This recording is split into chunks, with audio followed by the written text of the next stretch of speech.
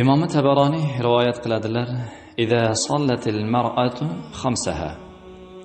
Ayol 5 mahal namozini o'qisa, va somat shahraha, Ramazon ro'zasini tutsa, va hafizat farjaha, va farjini haromdan tiysa, va ata'at zawjaha, eriga itoat qilsa, qila laha udkhuliyal janna min ayyi babin shi'tin. Unga aytiladiki, jannatni xohlaganidan kirgin deyiladi. Bu har kimga ham aytilavermaydi.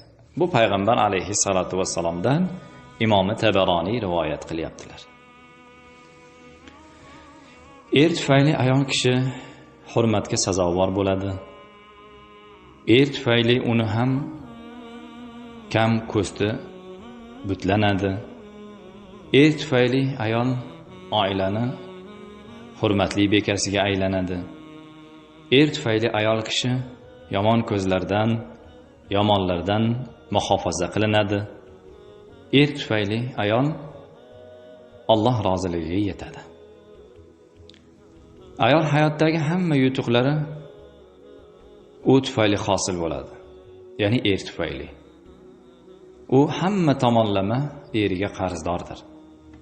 Payg'ambar sallallohu alayhi vasallam aytadilar: agar biror kimsaga sajda qilishga buyurganimda edi, albatta xotin kishini o'z eriga sajda qilishiga buyurgan bo'lar edim deydi. Zero xotin ustida erning haqqi buyukdir. Hadisni Hokim, Tirmiziy, Ahmad va Abu Dovud rivoyat qilganlar. Ayol ko'chaga erdan so'ramay chiqmaydi. Chunki uy ayol kishini fitrati va tabiatiga mos bo'lgan faoliyat maydoni hisoblanadi. Alloh taolo oyatda vaqorna fi buyutikunna, o'z uylaringizda qaror toping deb marhamat qilgan. Ayol qancha ko'p uyda bo'lsa, shuncha uning martabasi, hurmati oshaveradi. Qancha ko'p ko'chada bo'lsa, uning ustida va atrofida turli fitnalar tarqaladi. Bunda ikki pozitsiya bor. Umuman chiqmaslik bo'lsa bittasi, ikkinchisi chiqsin deyiladi. Biz ikkisini o'rtasini olamiz. Haqqu zawji ala zawjatiha alla takhruja min baytiha illa bi idnihi fa in fa'alat la'anahu Allahu hatta tatuba aw tarji'a. Erni o'z xotin ustidagi haqqi ayolni er ruxsatisiz uydan chiqmasligidir. Agar shunday qilsa, tavba qilgunicha yoki uyga qaytgunicha Alloh unday ayolni la'natlaydi. Xotin erni haqqini o'z haqqidan va hamma yaqinlarning haqqidan ham oldiga qo'yish kerak.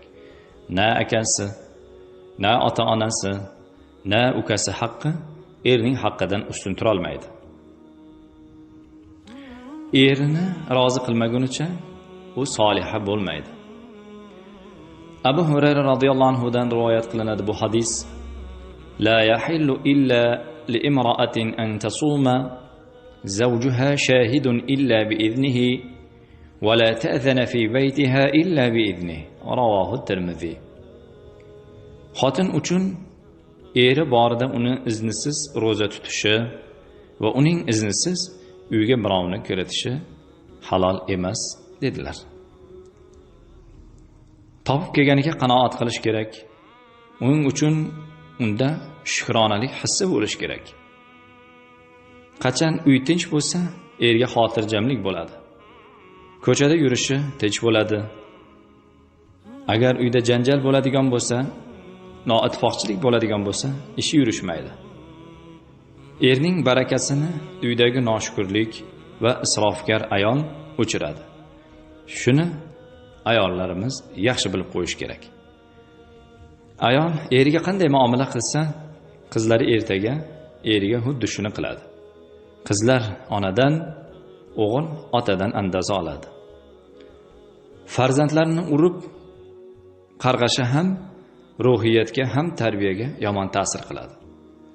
Bas shunday ekan, xotin chiroyli bir holatda, muhabbatda, bir-birlarini hurmat qilgan holatda yashab boradigan bo'lsalar, albatta bu oila ibratlik, namunalik va bir chiroyli oila bo'lib, buning orqasidan qolgan farzandlar ham albatta solih, soliha farzandlar bo'lib yetiladi. Xotin erning haqqini, o'zini va barcha yaqinlarini haqqidan ham oldin qo'yish kerak. Chunki zimmasidagi erning haqqini ado qilmaslik, unga qarshi isyon va bo'ysunmaslik sanaladi. Hayz va nifos kunlaridan boshqa paytda eri undan orom va lazzat olishni istagan paytda hech qanday bahonasiz tayyor bo'lishi lozim. Bu borada eriga to'sqinlik qilishi, erini u bilan qo'shilish istagini har qanday vaqtda qaytarishi mumkin emas. Agar erini rag'batiga javob bermasa, gunohkor bo'ladi. Farishtalar la'natiga uchraydi. Bu erning xotin zimmasidagi eng muhim haqlaridan, ikkisi baxtli bo'lishining asosiy omillaridandir.